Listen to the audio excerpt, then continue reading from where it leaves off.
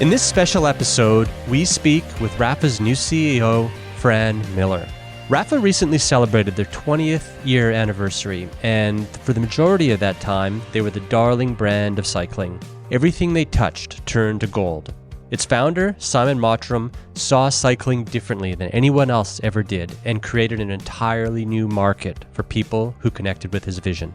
In 2017, RZC, which is the Walton Brothers investment arm, bought a majority stake in Rapha, and things began to change, and probably not in a way that their customers and community hoped. In 2021, Simon stepped down as CEO, and the business has gone through a few CEOs since. Not only have they had to deal with the lasting effects of COVID, but many customers will tell you that the brand isn't what it used to be. Last year, in August of 2024, Fran Millar stepped into the role of CEO. In this wide-ranging interview with Fran, we talk about her career journey in preparing for this role and what she intends on fixing at Rapha and how she's going to go about that.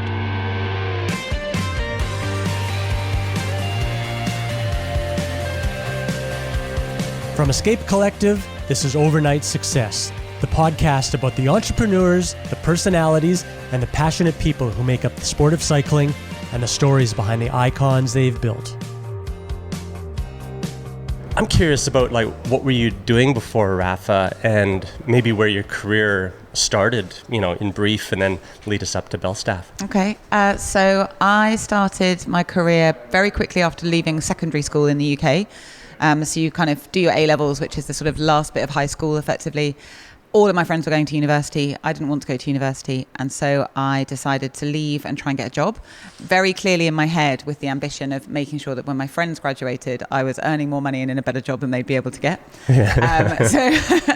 So I basically went and worked in a couple of random companies, and I ended up working for a guy in London who is called Anthony Bouchier. He ran what at the time was called Quintus Events, which is a big sports events company. And he had just bought the online rights to Wisden, the cricket almanac. Okay. So it would have been late 90s. Everyone thought he was crazy for buying online rights to sport because no one was going to look at data on the internet. Yeah. And I worked for him, and he had in his past represented Bjorn Borg and various other tennis players. And my brother went and did his first Tour de France 2000 at the Futuroscope and rode into yellow on day one. So when I went back into the office on Monday, Anthony said to me, is that your brother on the cover of the papers? And I said, yes. And he said, why don't you consider managing him? So I ended up, very long story short, creating my own agency, representing David, and then representing a whole host of other athletes over the course of about 6 or 7 years, in that kind of period between the Sydney Games, Athens, and into Beijing. And I ended up representing pretty much all of the UK talent. So Geraint Thomas, Ian Stannard, Pete Kenyon, David, Mark Cavendish.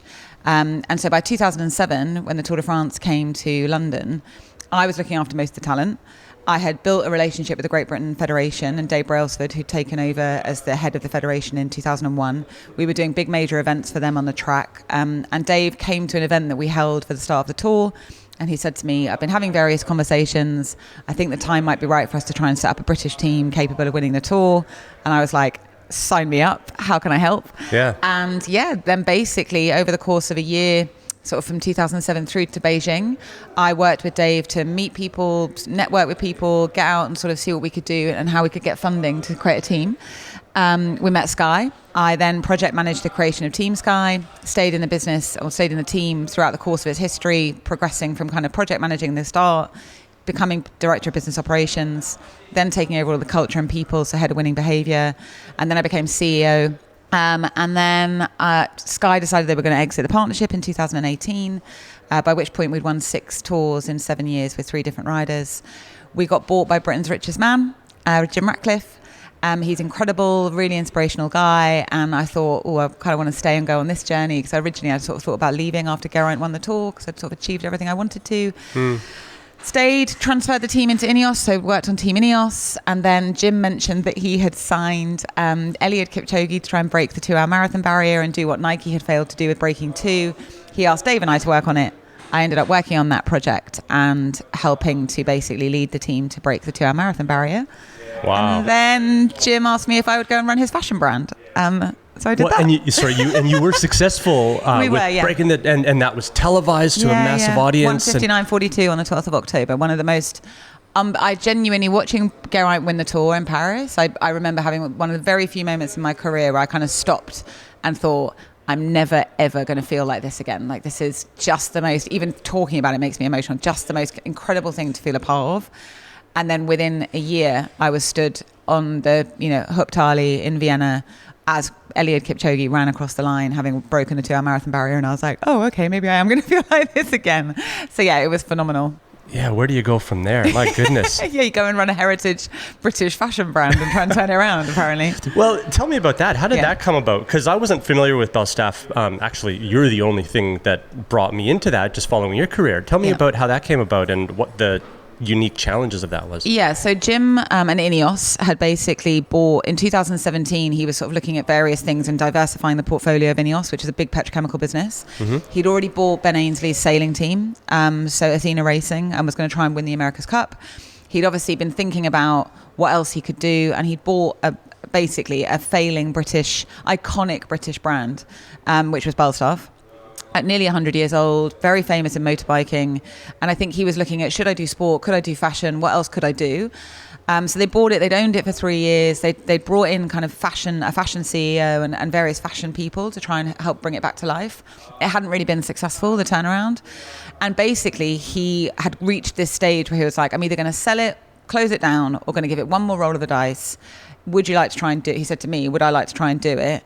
And I was like, I mean, of course, it would be amazing. And I was kind of ready for a new challenge. I'd been in cycling for 20 years. I'd done the Eliud challenge, but I'd felt really viscerally at the Eliud thing, God, it's nice to be in a new space. I'm not just in the same old world and doing the same old things, even though I know we were winning the Tour. And so, I went in and basically he gave me an incredible remit. I had 5 things that he wanted me to do. He said, get to operationally break even within 2 years. Don't shut any stores. Grow the e-com, don't mess around with the brand, and make sure that you get to a cut the costs of about 50% from the cost base. So I was like, okay. And at that point in time, I'd never run a P&L business. So I was like, cool, that sounds relatively easy. I'll go and do that. And then I was off, basically. I went and I applied all the thing that interested me about doing it was close enough to, so Jim and Ineos had seen me operate for 18 months. They knew how I worked. I was very well mentored into the Ineos business and had great chairmen. So I felt like it was, whilst a big risk, it felt like a very safe move to go and do something totally different and do it under the guise of, could I take all of the knowledge that I'd learned in sport, all of the cultural philosophies that we'd applied to Team Sky and Team Ineos, and apply them in a totally different space? Because I'd always felt quite strongly that what we did in sport could be applicable elsewhere. And so I took all that methodology, applied it to Belstaff, and I took over the business. It was at 48 million revenue, losing 24. I left the business, it was 74 million and just break even. So, concentrating on those 5 things, was that the formula, or?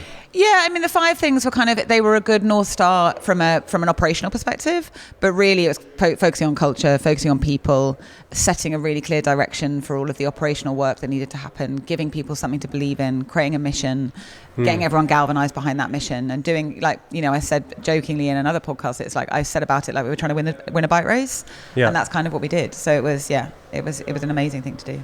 And you're dealing with a 100-year-old brand with lots of ideas on what that should look like and so forth. How did you navigate that, and from a brand perspective, and trying to turn it around to something that needed to happen versus what people might think that happens? And there must be 1,000 different views out there. Yeah, I mean, it's like one of the amazing things about working in a heritage brand is that lots of people have heard of it and have an opinion on it. And then one of the awful things about working for a heritage brand is lots of people have heard of it and have an opinion on it. So I'll be honest, I made some wrong turns. I felt really clearly that it needed to modernize, it needed to freshen up. It kind of got stuck in this very white male middle class space that felt like a slightly staid, boring world. I didn't think the imagery was particularly interesting. I think the product had got a bit so not the classic products, so the Trial Masters and some of the stuff that had made the name was still beautiful and amazing, but I didn't feel a lot of the other product that the brand was doing was completely relevant to a new customer base.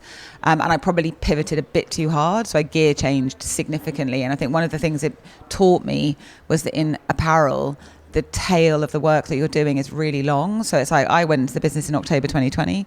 started having an impact on design, visual identity and all that kind of stuff. But the customer doesn't see that for nearly 18 months. And so by the time 18 months has come around, me and my team are so far down the line that we're now another 18 months ahead. And the customer then sees this stuff and it's quite arresting because it's like we were doing neons and we were doing, really like we totally changed the casting of our imagery. We'd really we brought like a down program in, so big puffer jackets. And it was like, oh, hang on a minute, we've not taken the customer on this journey at all. Yeah. So there was a little bit of recalibration needed. And then we sort of reset back slightly more traditional, but with a really modern eye, got the casting right, got the imagery right, got the product right, and then aligned all of those things. And then we were kind of off at the races. But yeah, it was a brilliant learning curve from that perspective, because it's the most important thing I learned is the customer is the person you have to satisfy, not yourself. It's not so about obvious, what you like. but also what people lose sight on. Totally. Yeah. Totally. And you work with a young group of people who are really passionate about their jobs, who have a sense of, style and opinion about what's right and what's wrong, but they're not the customer, particularly for Belstaff. Belstaff's customer was a 40 to 55-year-old guy, maybe even 60-year-old guy, shopped with the brand for a long time, knew the brand, was very comfortable with the brand, and didn't want the brand to change as much as potentially we changed it. Luckily, we didn't alienate them completely, because the first season that we did, I think they kind of were like, oh, I'm going to give this a little bit more time, and then we recalibrated quickly enough to bring a new customer on board and retain the existing customer, which is kind of the holy grail of any business turnaround, really. There are a lot of parallels to maybe a lot of what I'm going to ask you about at Rapha, and a lot of differences as well. Yeah. So tell me, how did the conversation start with Rapha, and what led you here? So I have known Simon Mottram for pretty much my whole professional career. Yeah. Obviously he was started Rapha in 2004. I set my business up in 2000. I ran the Smithfield Nocturne for Rapha in 2007. So we're doing events with Rapha. And when Dave Brailsford approached me about creating a team capable of winning a tour, I said the first person we should go and speak to is this guy called Simon Mottram, because he started this brand. It's really disruptive. He totally understands brand. He totally understands how to connect to the consumer. He'd be a really interesting place for us to kind of get an initial, because one of the big things we wanted to do with Team Sky was create a team that wasn't transient. We wanted kids to support us, out of school and then follow us all the way through their lives, a bit like a Man United, which I think a lot of teams, have aspirations to do, and then the money comes in and all of that gets thrown out the window. Yeah. So we were really keen to try, and so that was why we started with Simon. So I knew Simon really well. He's kind of, mentoring is probably a bit formal, but certainly always been very generous with his time and his advice and his knowledge over the course of my career. So we've gone for various lunches and everything. And he told me at the time that he was stepping down as CEO after he'd sold the business, and that they were out in market trying to hire a new CEO. So that would have been 2021. I had just gone into Belstaff, so I was probably a year into the brand. And I remember thinking at the time, oh, I'd love that job. Really? Yeah. But kind of recognized that, I didn't have quite enough experience. I was so green in that industry. And then obviously he hired a CEO. They did about a year sort of recruitment, and then him going in. It didn't quite work. And that CEO stepped down. I saw Simon very, very soon after that. And I kind of, thought to myself, oh, this could be my moment. But it still wasn't quite the right time. And so, yeah, I'd always been very open with Simon. Like, I'd always said, like, if you ever thought the time was right, I would put my hat in the ring for this job. Yeah. And he'd always been very open and said, you're not quite ready, or you don't quite have the knowledge, or it's, I don't think you. And I kind of always thought he's never going to give me this job. Really? Yeah. And then, in the middle of June, I got a phone call, and Simon said, you've said to me over the course of your career that you'd like to be considered for the CEO of Rapha. Is that something that you still feel? And I was like, it makes me smile massively just thinking about it. I was like, yes, 100%. I was super ready. I'd done 4 years at Belstaff. I felt like I'd taken it as far as I was going to be able to take it. I'd started to think about what would be next in my career. I've always had a pull to sport and a pull, obviously, to cycling. And it just felt like a perfect marriage of everything I've learned in the cycling industry, and then the last 4 years of my it felt like Belstaff had been the education I needed to enable me to go and do the job at Rapha. Yeah. What was your perception of Rapha through the 20-year journey? And then maybe when Simon stepped away, maybe that is a milestone in that. What was your perception of them in terms of as a customer? It's interesting, actually, because I've always had a huge amount of respect and admiration for the brand. I was never really a Rapha customer, predominantly because I pretty quickly after he'd set Rapha up, David was either pro in a team, and therefore I was getting kit from his suppliers, or I was in Team Sky and we were with Adidas. So it wasn't really until we brought Rapha and Simon into the team in 2013 to sponsor Team Sky that I really got proper up-close proximity to the brand. So my perception was always quite arm's length, very, very impressed with what he'd done in terms of building a brand and creating an aura around the sport and what it meant and what it could look like and what it could represent. And I think the thing that I've always found really interesting, and probably it's hard now to reflect back because I think you kind of, hindsight's a wonderful thing, and I think my bias now about what I know about the brand probably influences my hindsight, but for sure I remember thinking how impressive it was that he had made it so culturally relevant. It wasn't a cycling brand, it was an amazing brand that people completely divorced from the sport, who maybe knew nothing about cycling, were talking about engaging in.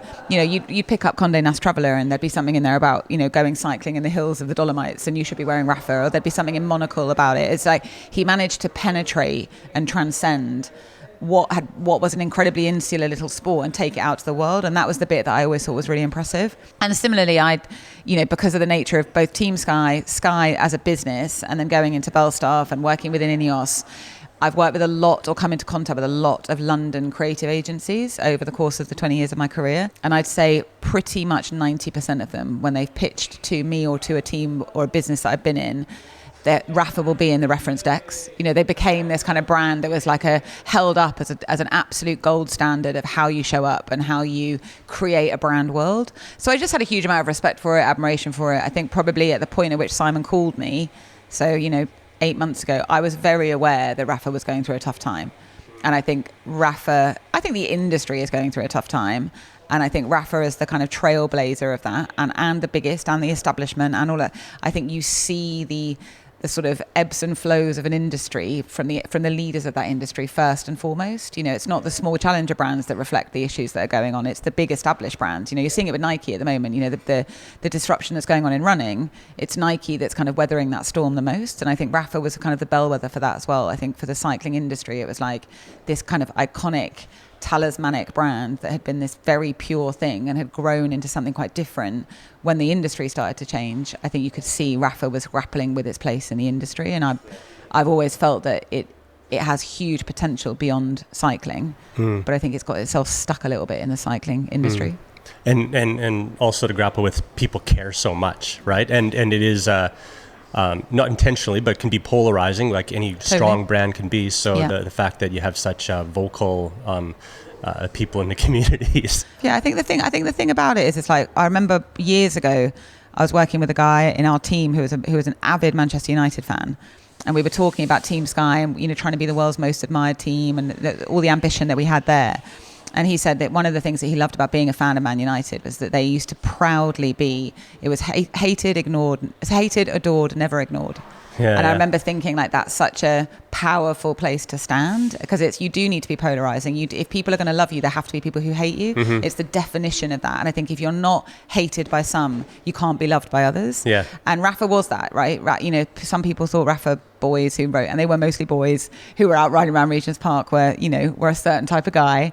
And I think that's fine. I think that kind of having that level of polarization is absolutely fine. It is. Yeah. I think probably it's part of the problem with the brand at the moment, is that we've become a bit too generic and homogenized, and we've got a bit of work to do to re-establish the who are we for. And because I think once you've established who you're for, it then becomes very clear who you're not for. Yeah. Do you see what I mean? And so that bit, I think we've got to really re-establish. It doesn't sound like it, but I'll ask anyway. I know when I joined Rapha, one of the wonderful parts of the hiring process was a 90-day plan that Simon put me through. Oh. And maybe not for you, but and that was actually brilliant, because it allowed me on my own to figure out what was going on and do my own research and come up with what's going to happen in the first 90 days. Because if it doesn't happen in the first 90 days, it's probably not going to happen. So I had a roadmap that I created myself. And so it doesn't sound like he asked that from you. I mean, he's not as involved operationally in the business as that, but the board certainly asked for a sort of 100-day plan. Yeah, okay. And I'm to be fair, my answer to that was I'm not a write it down in a PowerPoint or an Excel spreadsheet type of CEO. That's just not how I work. But I was very happy to talk them through what to do. And my plan for the business was and has been to understand how the lived experience of the business, because I think the lived experience of any business can tell you pretty much everything you need to know about what's going on. So I always prioritize speaking to people, spending time with the team. I try and meet every single member of HQ, and then try and meet all of the key leads in the regions. One of the reasons I'm out in Australia is to then spend some time up in Sydney, spend some time in Melbourne. So I definitely had a plan.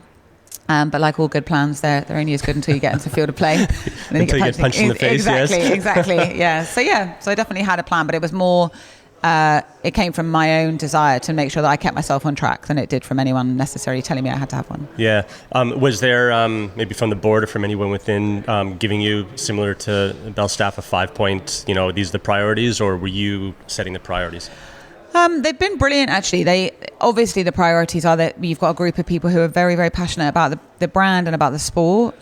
I think, our owners are probably some of the most impressive people when it comes to investing in cycling and believing in cycling. And I think their ability and desire to go again with Rapha, I think it's been a really difficult 7 years since they acquired the business. And I think what they want more than anything else, like all fans of the brand, is for the brand to be back, the big shiny jewel in the crown of the cycling industry. And I think that they were a bit like, we're not now sure how to do that and what the best way to do that is. We've tried various things, so we'd like to hear what you think you would want to do. And so they've been quite good at giving me the sort of remit to come back to them and say, this is what I think we need to do. Yeah.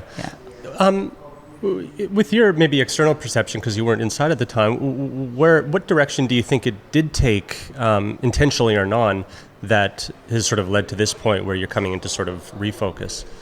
I think it can probably best be articulated by, for those of us who knew the brand really early days, Simon had this very clear purpose, which was to make the sport of road cycling the most popular sport in the world. And the way that he did that was through the lens of the heritage of the sport, the beauty in the suffering, the glory in the suffering, the kind of those incredible stories of heroism. And it wasn't just about winning. And so he was able to take a narrative and pull a narrative from the heritage of the sport and make it relevant to the current kind of human condition. And I think when they decided to sell the business, they felt that lens was maybe too tight and too narrow. Road cycling, as it had been in 2004, had fundamentally changed by 2016-17. We suddenly had lots of different interesting characters winning the bike race. It had become much more open and accessible. I always joke that when I used to tell people I worked in cycling 20 years ago, they thought I worked in a bike shop. And now you tell people you work in cycling and they ask you what brand you work for or what team you work for. People know about it. The consumer is more educated. So I think they made this decision to try and open the aperture of the brand, and they created they changed the purpose to become inspiring people to live a life by bike. And whilst I think that's incredibly aspirational and I think it's a beautiful sentiment, I think it's too broad. I think it becomes a catch-all. And I think if you don't have somebody in this sort of driving seat of the brand saying what that means, like what do we mean by inspiring the world to live a life by bike? Where will we play and where won't we play? What can we do and what can't we do? It becomes very easy for the whole business to be like, okay, well, this is kind of inspiring people to live a life by bike. We can do this. We can do off bike. We can do mountain bike. We can do BMX. We can do commuting. We can do it. So you suddenly can do all of these things that historically you probably wouldn't have had the permission to do within the brand's sort of framework.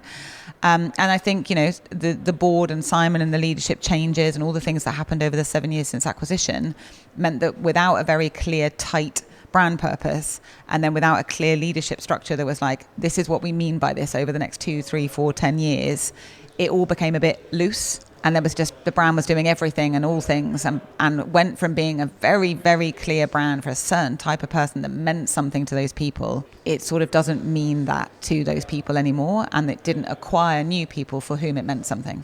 And that's been the biggest challenge. You now have this kind of messy middle that we now need to sharpen up. It's interesting because I was going to ask you that question, why that changed and how it changed and that, but I didn't assume you were around when that did.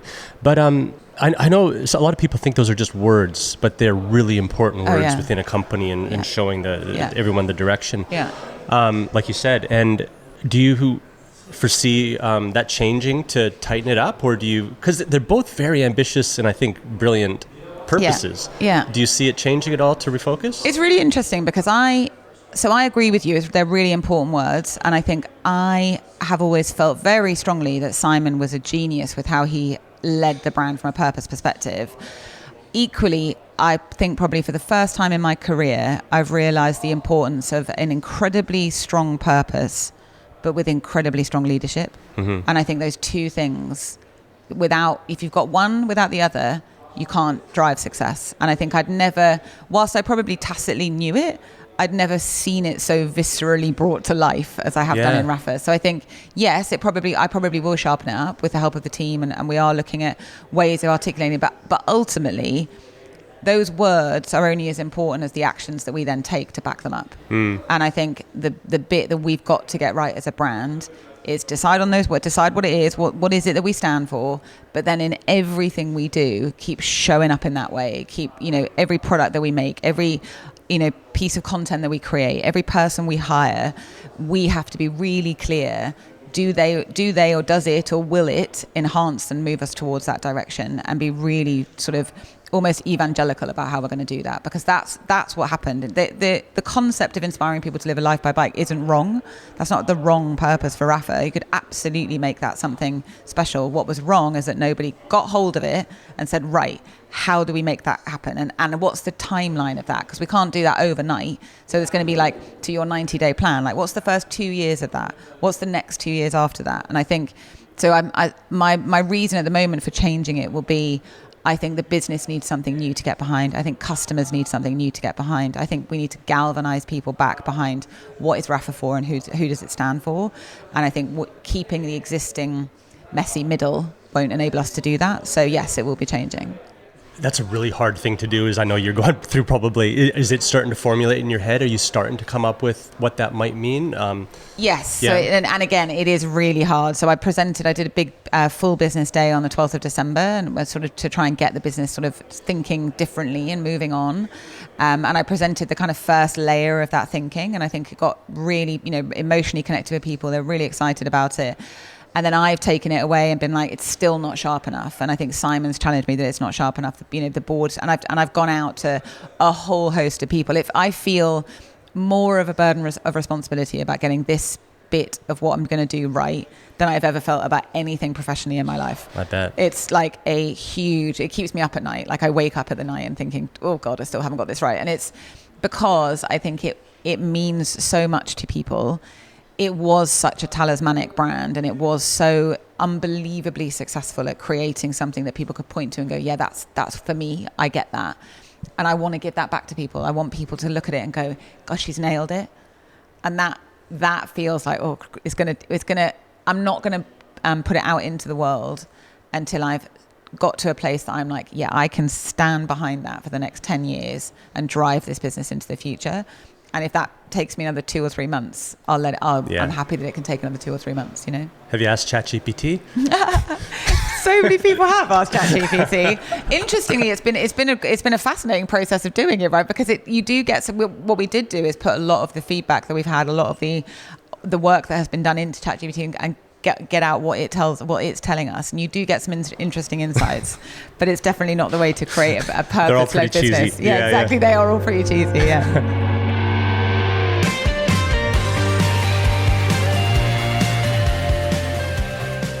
This podcast is fully funded by our members at Escape Collective.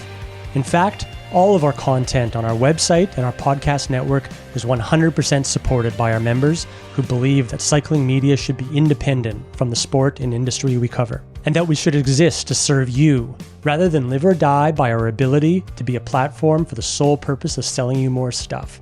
If you enjoy this podcast or any of our other work and believe in our mission of independence, please go to escapecollective.com/join and become a member today. Thank you for your support.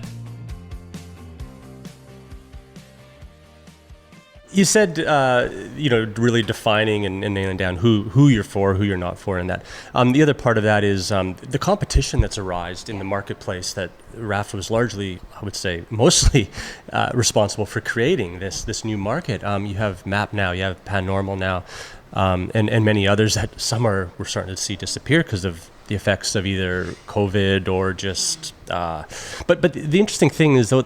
They're really, I don't want to say a threat, but like a part of the market now. They're a threat.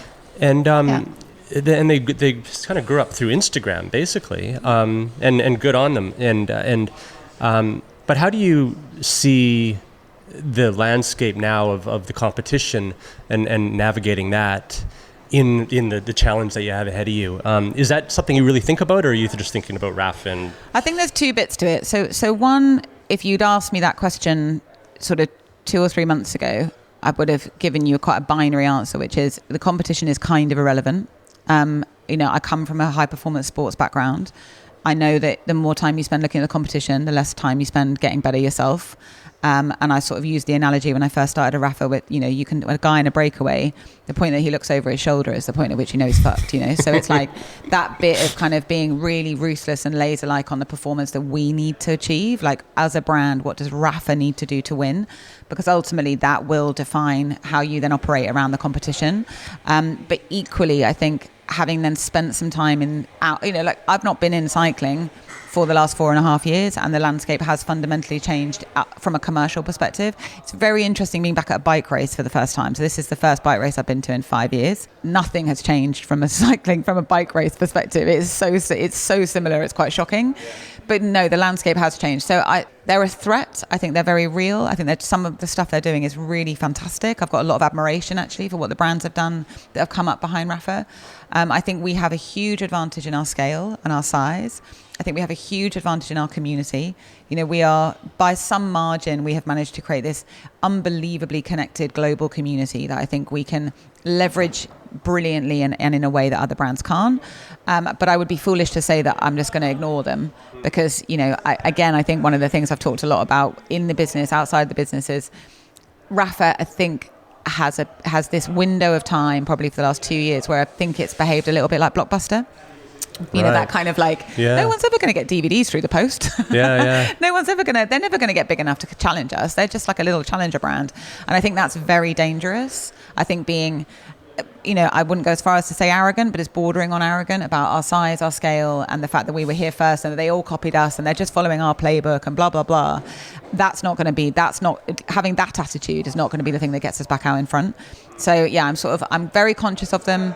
I think they're really interesting to look at and see what they've done well and what maybe I wouldn't have done, but could do differently. What could we learn from them? But then the attention has to go fully back to, and how do we win? And how do we win for our customers? And how do we bring new customers into the sport and into the brand? Rapha was never in my opinion, an apparel brand. It was never created to win on the field of play with apparel. It was to win for cycling, and it was to get people into this amazing sport that we're all deeply passionate about, that we all love. And I think that has to be the role that Rapha plays. Like, how do we continue to be at the front of bringing people into this sport, falling in love with this sport, understanding this sport, and making it a bigger and better sport for the world? I think that's our role. So yeah, that's kind of how I see it. I think about it in a purpose-driven brand like Rapha has such strength, and then a lot of the other competition, they don't have a purpose. They're just nice designs, maybe, and they are great and they're great quality and everything like that. But it's just, I find it interesting that I thought the strength of a purpose-driven brand would just endure no matter what, and it seems that quietly a lot of these. The DVDs in the mail have popped up. Yeah, and you can't help wondering as well, that is that a generational thing? Is a purpose-led brand something really important for people of our generation? I think we're sort of a similar age. I think that, I'm in my mid-40s. I think that we grew up in that world where purpose-led brands were for the first time really kind of a brand. Actually, was probably, it really came to fruition through the Gen X period. And I just wonder if Gen Z see the world like that. Do they care as much about purpose? And I think what they do care about is sustainability. They care about equality. They care about inclusion. They care about things like that. And I think for a brand to stand true in its own purpose, but also to reflect the way that young people think about the world, is really important. And I think actually where we can win is, we're not just going to a factory and choosing fabrics off a shelf. We're not just picking patterns that somebody else has created. We're not just doing iterative changes to off-the-shelf product. We are a ground-up business that starts from, first principles around what's the best possible product to ride a bike in. We work really hard to develop environmentally friendly materials. We've spent 3 years redeveloping our rain jackets, make sure it's PFAS free. We take our role in the world from a sustainability perspective really seriously as well. And I think one of the reasons I was so excited to come back to cycling and to Rapha was I knew that they had this incredibly strong view of the impact they were having on the world, both from getting people to ride bikes, but also leaving a footprint from a sustainability perspective. And I think more and more consumption, constantly consuming more, is going to be questioned. People aren't going to just keep buying more and, I want more.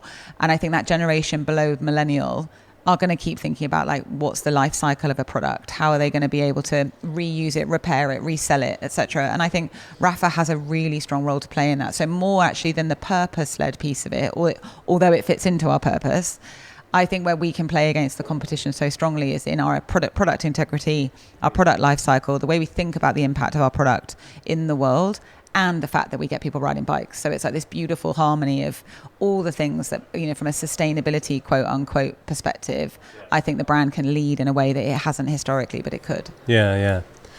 Late last year, or maybe last quarter, the media was picking apart your financials. Yeah. And that. How much sleep did you lose over that? Zero. Yeah, I think it's really interesting that financial journalists just don't know how to read a balance sheet. So I think it's always the way, you know, like I had exactly the same at Belstaff. You know, Belstaff's, you know, even though we took it to break even, the balance sheets and the accounts that get this sort of the actual audited accounts that get submitted have all of the legacy debts and legacy loans and everything else. So it's very hard to then try and justify that to a journalist.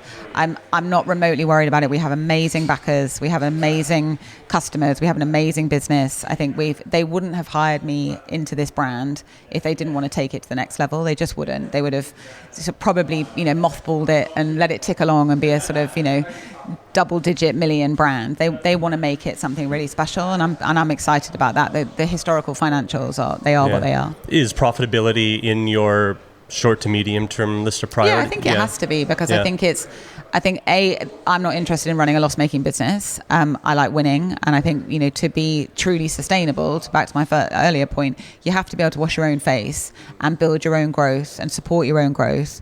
And I think for our team and for our business and for the people who work for Rapha, I want them to feel safe and secure, and not that we're relying constantly on going back to owners to ask for backing. I think you want to be able to say, like, we've built a business that can stand on its own 2 feet.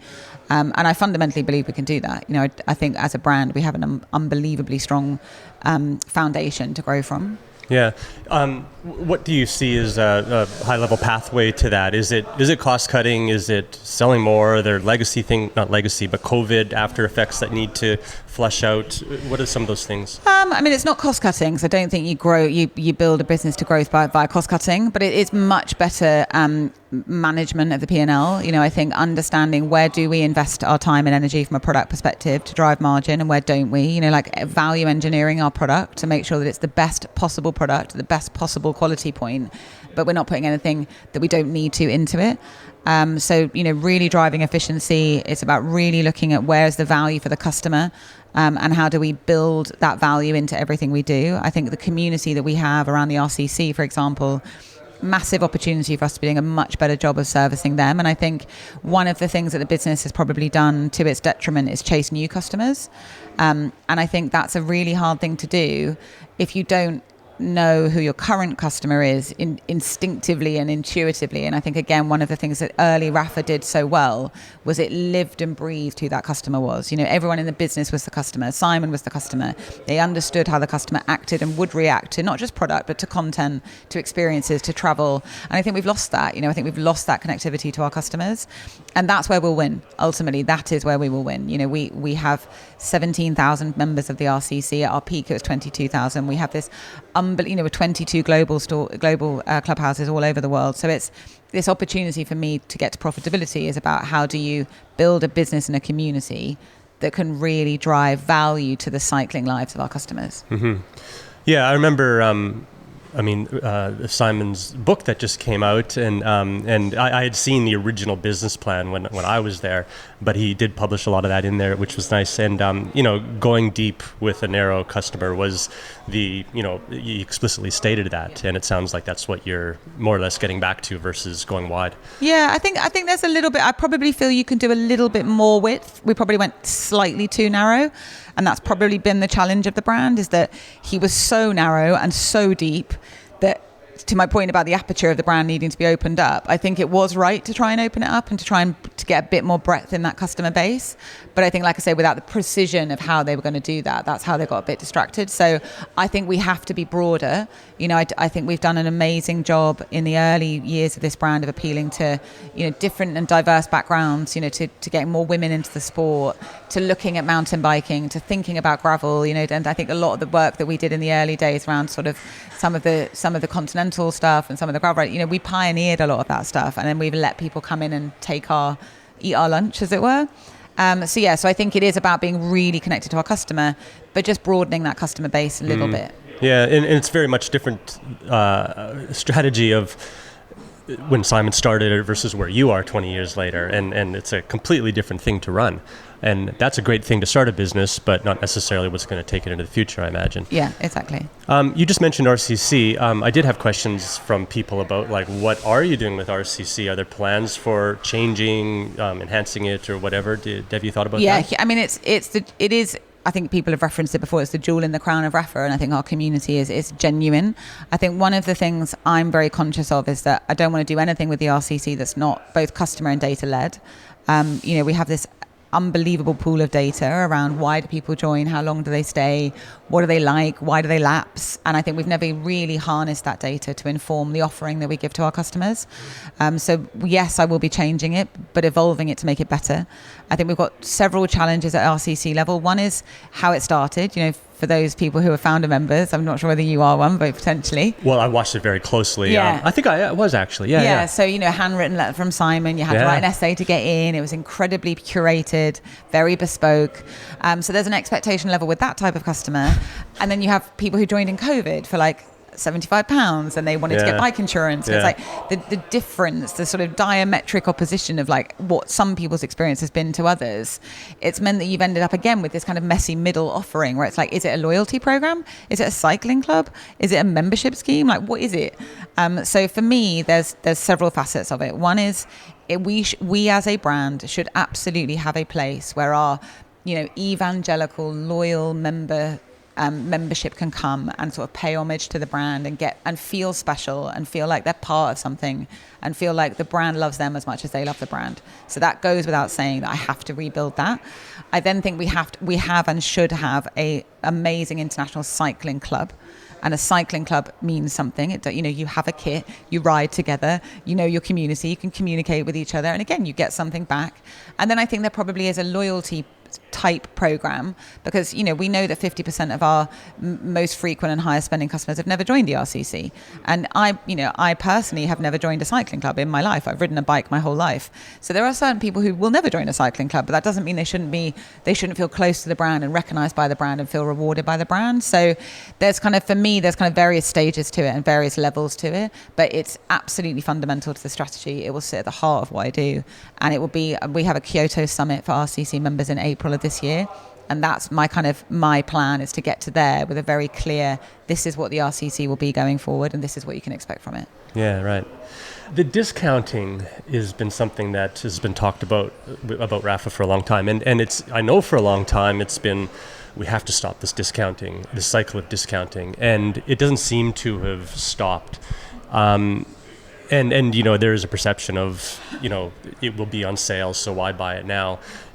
Is that something that is intentional in keeping around, or is that something that you need to plug the hole on, or how do you see that? Yeah, I mean, I've only been in the business for 3.5, 4 months, so the stock is bought a year in advance. You're sat on stock management and inventory management. I can't just cut that off completely because it's just that's how the business has been built so far. Yeah. Not to a discounting level, but certainly to a trading scheme. Yeah. And so absolutely, I want to move away from discounting. Like, it goes without saying, you can't, again, in the same way you can't build a brand through cost cutting, you can't build a brand through discounting. So it has to change. I think there's probably a period of time that just switching that off, it won't work. It doesn't. You annoy a lot of people. A lot of people just walk away, and you don't manage to kind of transition customers into a full price space. And also it comes down to having great product. We as a brand need to get our heat back and get our excitement back and get people like desperately wanting the product when it goes on sale at full price, that they're like, I want to buy it now because it might not be available when a sale comes, right? It really used to be like that. Exactly. It was such limited supply, and everyone thought it was due to like a specific strategy, but it just sold out because people thought it was going to And we still have product like that. We still have our EF product sells out within a week. We're looking at making sure that we order enough of that. that. Some of our, really new innovative products sells out incredibly quickly. So there's still moments in time where the brand has that behavior of, we're gonna make a certain amount of it. We're not gonna remake it. We're gonna make it, exclusive and have some scarcity, and we're gonna go after it at full price. And I think getting back to that over the course of the next 18 months is fundamental to the strategy, and recognizing that means, and conversations at board level and conversations in the business, that probably means a step back in revenue. It probably means a step back in EBITDA. It means thinking about a long game for the business from a commercial perspective, and being willing to sit in the discomfort of that. I think that's the other thing. So not necessarily just about Rapha. I think one of the things all apparel businesses running up to COVID, through COVID and post-COVID have experienced the same thing, which is everyone went into the pandemic and most brands went into the pandemic and through the pandemic thinking it's always going to be like this. Everyone's going to shop online. We'll make loads of product. It'll be fantastic. And then everyone was overstocked and everyone went into that flush of discounting. And we saw it massively at Belstaff as well. And I think the reality of the post-COVID world, I think there's still a whiplash to that at the moment. I think we're still probably another 18 months before that gets fully washed through. But I think all brands are going to have to stop and think about what does, to my point about consumption earlier, how is the new customer shopping, and how are people consuming product in this new post-COVID world? Because I don't think, cost of living crisis, people are thinking all the time about the money they're spending and the interest rates and everything else. And I think we all as brands and as companies have a responsibility to think about what are other ways that people can engage with our brand that isn't just about buying more stuff.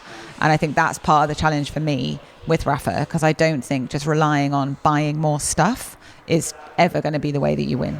You just mentioned something interesting that triggered a thought. The drama at Nike and the departing CEO and a lot of sort of forensics of what went wrong there. One of the main things that stands out in my mind was that he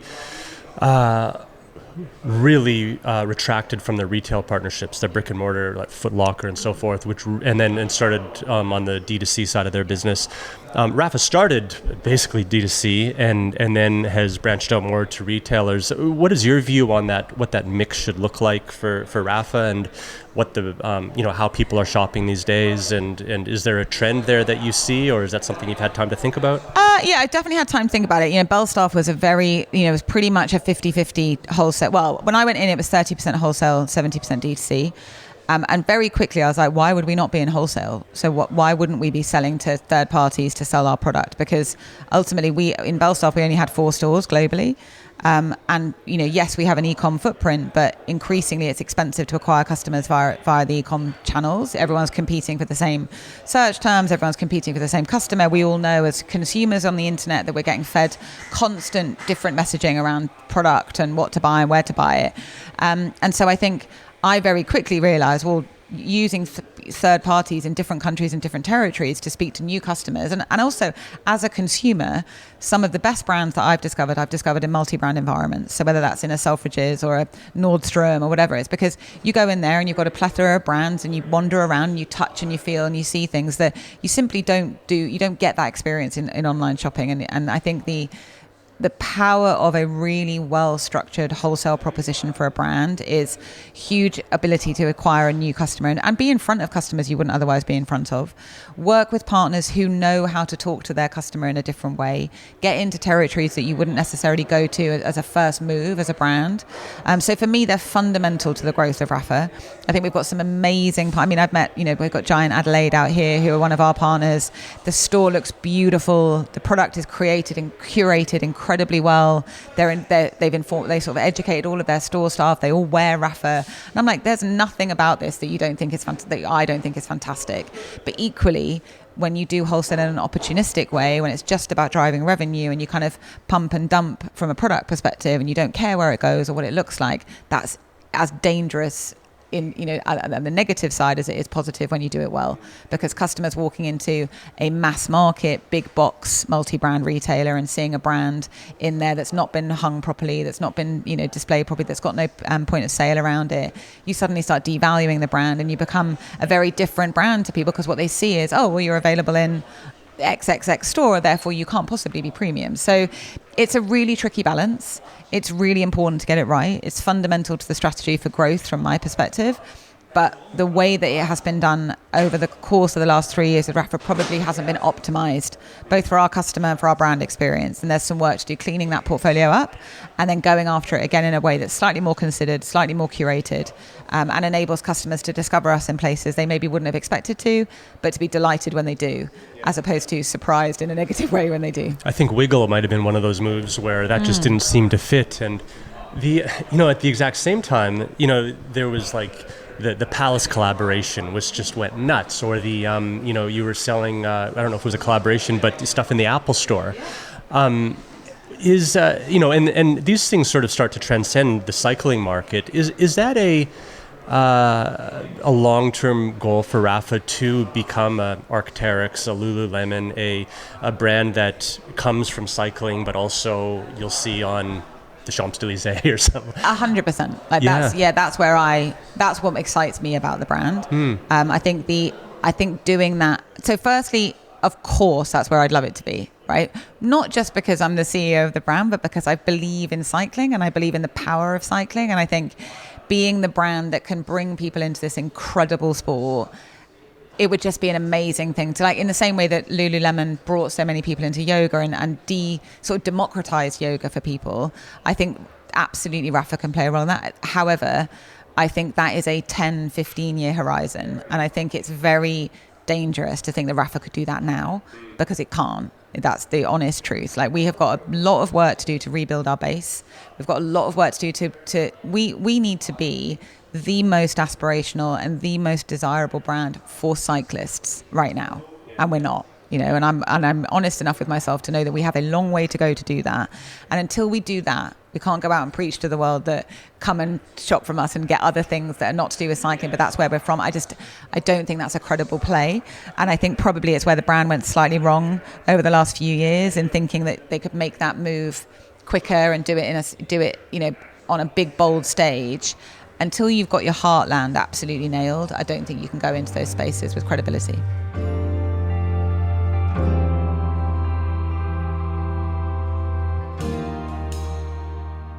That's Fran Millar, the new CEO of Rapha.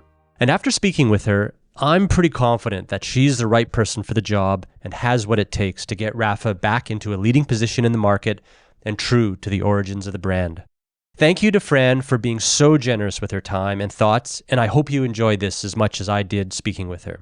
I can attest that after interacting Fran with other times in the past, she's a straight shooter and just as down to earth as she sounds here. This is Wade Wallace, and you're listening to Overnight Success from Escape Collective. Thank you.